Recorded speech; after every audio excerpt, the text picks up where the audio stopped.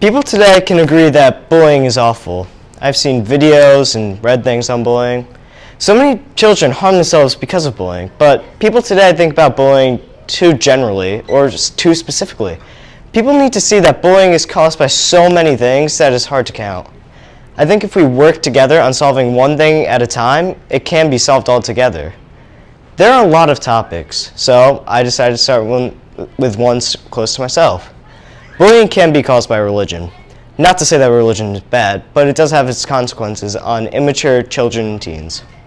Children fight over what they think is right, causing children to doubt themselves and segregate each other, and this is not right at all.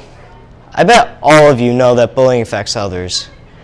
There are tons of stories covering the death of children who think that death is better than living in a world where they can't be accepted. Hope that if we work together, piece by piece, we can solve this problem. Today, I'm going to talk to you about religion in schools and how it has a negative effect on children. Thank you for listening so far, and I'd like to introduce myself. I'm Kyle Vitale, and I recognize the cons of religion in schools. What is conflict in schools? Is it violence, arguments, acts of bullying, or more? I've lived in a world where all these cruel mistreatments on humanity are present, and not only on my younger generation. Conflict seems to have no solution, but I can guarantee that there is always a solution. In schools, multiple things can cause conflict. When children argue, it results in a decision for other students, which side to join, which side is right. But when the argument is removed, there is no place for these decisions to become existent. Children can argue on anything, so in schools where religious idols are present, a decision has to be made for students. Maybe even multiple decisions. Do they choose to believe in the people that have entrusted knowledge within them, or the people that gave birth to them? Do the students choose to fight over what they think is right, or do students just ignore the problem at hand? Decisions cause children to be confused, to get angry at themselves for not knowing what to do. Today, this is all present, and this present, it needs to be solved. With our help, conflict can be solved. By not giving children decisions to argue over, they won't fight. By not uplifting one religion in a public school, children won't feel the need to talk about what their beliefs are and how they feel about them. When schools don't offer opinions, no verbal fights will break out. Schools are made to help children learn, not offer their own theories. Children should not be disputing over something as controversial as religion. Religion should be left to how the believers want it to be. No religion is the right one, or maybe all religions and non-religions are right. The point is that religion is opinion-based. No religion or type of atheism can be proven with fact. So, schools have no place in teaching such things unless that is its intended purpose, like a religious school.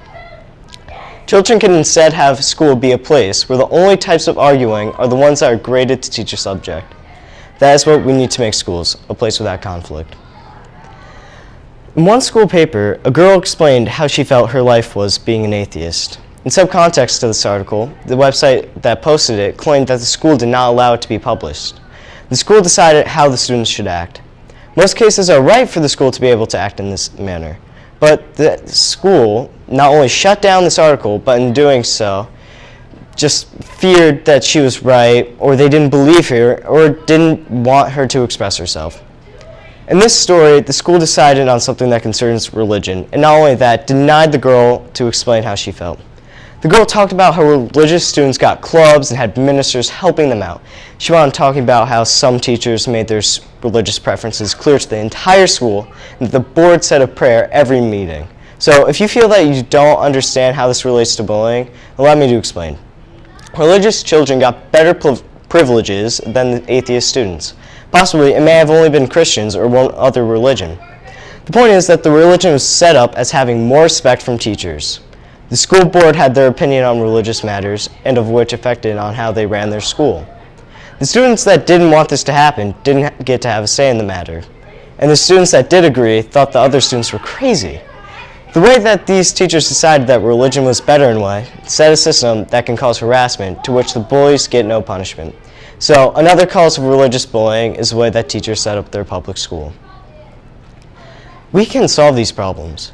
The public schools that do use their power to twist how they feel about students need to be taught that school must be a neutral place. Children need to learn that they are all equal with or without their teacher's preferred religion. Children need to have this sense that they won't be judged differently by their teachers for their beliefs. When they see the privileges that they can't have, it makes them feel left out. What if no child felt left out by the way some public schools show religion? In another story, a student, Gage Pulliam, felt a religious quote didn't belong in a biology classroom. When word spread about his feeling, his mother felt that the teachers were going to grade him differently. None of this should happen. One child's opinion doesn't allow for teachers to dislike him in such a manner. There's still one more problem requiring to be solved, and I feel that is the biggest one. I am obligated to tell you, and I hope that you will continue to listen. Religious bullying can be different than other types of bullying. Religious bullying has to do more about the thoughts and biases against other religions. For example, people who follow Islam today may have the bias of being violent just because of people on another continent. Children sometimes see religious wear as another way to bully one another. According to StopBullying.gov, they are targeted because they have visible religious objects. For example, it is very easy to remove such wear and use it in an offending manner. If it is even taken off children, the children may feel this as offending. I don't have a personal story on bullying, but I do know that any type of it is severely wrong. If children feel offended, then actions that made them feel that way are wrong. Biases on religion cause people to doubt themselves, to make them feel as if they are wrong. However, most times, arguing occurs from people saying that they are right and that the other side is wrong. This type of arguing can result in violence, and that is not what we want to teach our children. Imagine a world where people freely express their beliefs. That's what we need to teach our children. If children see that religion is less about believing in only one thing and rather understanding everyone's opinion, peace will occur. If in schools today we remove bias from teachers and what they show, this can occur. If children see that there is no right side, then they can begin to accept one another. No religion will be claimed as unholy by another if all are claimed as equal. That is what children need to be taught by us, that there is no bias towards different beliefs. If I believe that there is no God, that should be fine by others. In this world, bullies in schools can't use religion in a way to manipulate or harm others. Children won't make bad assumptions about one another based on their beliefs. By letting children express and accept opinions, all of them will feel as equal. No child will feel left out or harmed by opinions. Children are our future, the future that we will carry on. I promise if we put more effort into this acceptance, it will have a positive effect on our culture and peace and humanity. Today, bullying is a big problem. By listening, and may I thank you for that, you can understand how major only one subtopic of bullying is. I'm hoping that if we work together, where we take out one subclass at a time, we can eliminate most, if not all, bullying. Religion is very controversial, I know, and I know that children will argue on it at some point in their lives.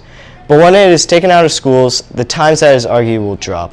No one wants to see children harming each other, so please help us, the children, by spreading the word and by telling even your own children what has been said today. I hope that you all have a great day. Thank you and goodbye.